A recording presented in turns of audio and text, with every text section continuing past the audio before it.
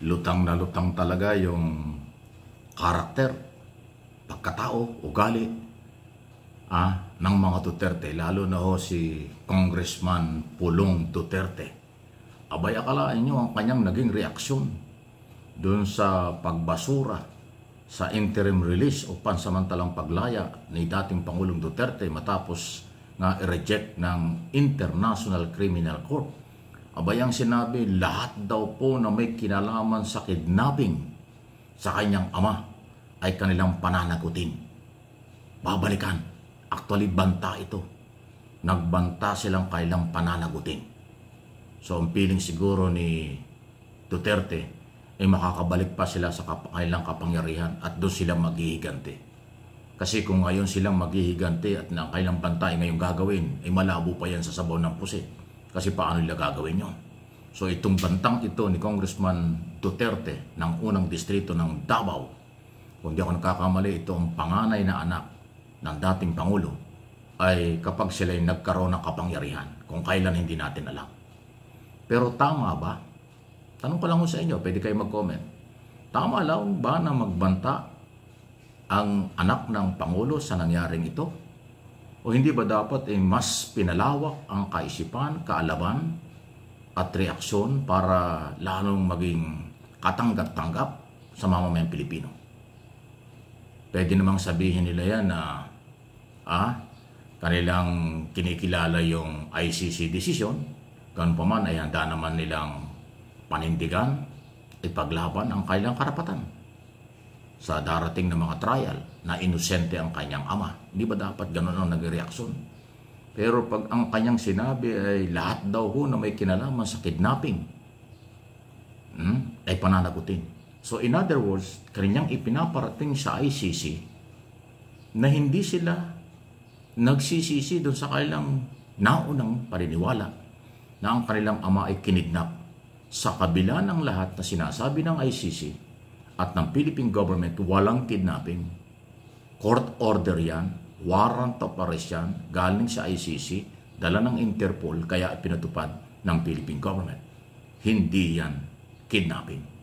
Actually, yun din ang isang rason o basis ng ICC kung bakit nireject ang interim release, pansamantalang paglaya. Dahil nga ho, hindi nagustuhan ng ICC na sinabing kinidnap si Duterte ng ICC. Ang nagsabi niyan ay si Sara Duterte dun sa mga rally kung saan-saan siya napupunta, hindi lang sa dahig. Hindi nagustuhan ng ICC yun.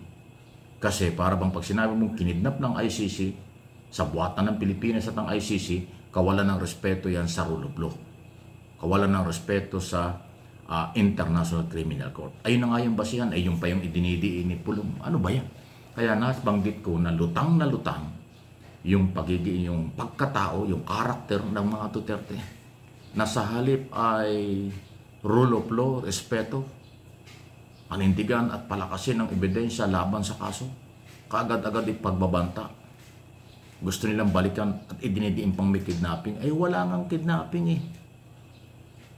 Ulitin ko yung tatlong dahilan na nabanggit ko na ito sa nakaraang video kung bakit nireject, ibinasura ang interim release. Una, hindi na-justify ng mga Duterte na walang kinalaman walang kinalaman doon sa crime against humanity. Mula ng mayor pa lang sa Davao hanggang naging presidente ng 6 na taon. Di ba? Pangalawa na issue ay nga pong kidnapping na sinasabi. Yung kidnapping issue, kasama yan sa ground. Dahil mali na sabihin kidnapping dahil merong court order warrant of arrest. Ginawa ng mga Duterte na para sa Pilipinas ang pag-aresto ay hindi ang proseso, iba ang ICC. Okay? Pangatlo, yung sinasabing jailbreak o itakas na lang daw si Duterte sa ICC, sabi ni Sara Duterte at sabi naman po ng ICC, paano natin bibigyan ng pansamantalang palaglaya yan? Hindi na yan magpapahuli, magtatago na yan. Kasi bialak pa lang itakas sa ICC. Ayun yung mga ground eh. Again, hindi naman tayo nagmamarunong. Okay? Para lang ho dun sa nakakaintindi. Pero kung saradong isip nyo, lalo na yung mga DDS, Antay Marcos, saradong isip, At saka medyo mababaw talaga yung paniniwala at argumento. Kahit anong paliwanag, hindi nila naiintindihan. Pero ako hindi magsasawang magpaliwanag.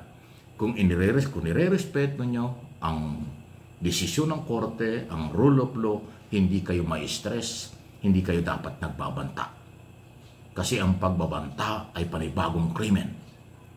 Ang paghihiganti ay hindi yan basihan o hindi dapat ginagawa.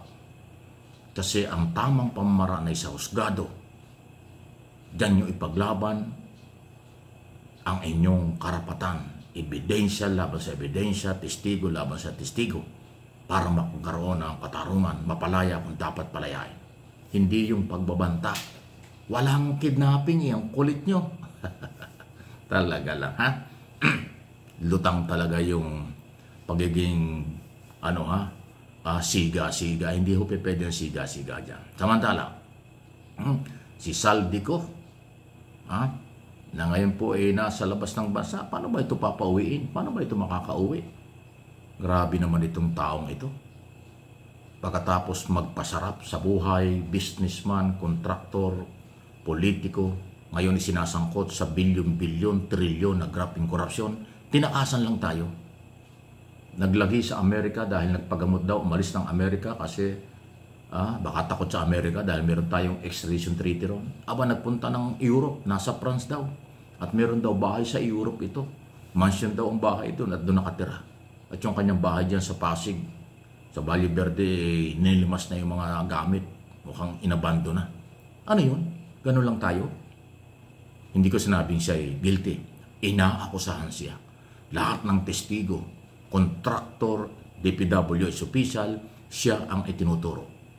Ultimo mga proponent ng mga kaso, siya talaga yung kontraktor. Siya ay talaga yung makapangyarihan bilang chairman ng Appropriation Committee sa Kongreso na nakapag-download, nakapaglagay ng maraming pondo sa iba't ibang proyekto, especially ang GHOST Project, Substandard Project. Ganong katindi ang ginawa. Tapos ganyan lang, tinakasan lang tayo at hirap ngayon tayong hanapin at bawiin. Abay, dapat ipakita ng ating national government ang lahat ng resources, manpower, asset para mapabalik sa lalong madaling panahon sa anumang pamamaraan dito sa bansa itong si Saldico. Sino ba siya? Tayo ang nawalan ng pera, tayo ang inabuso.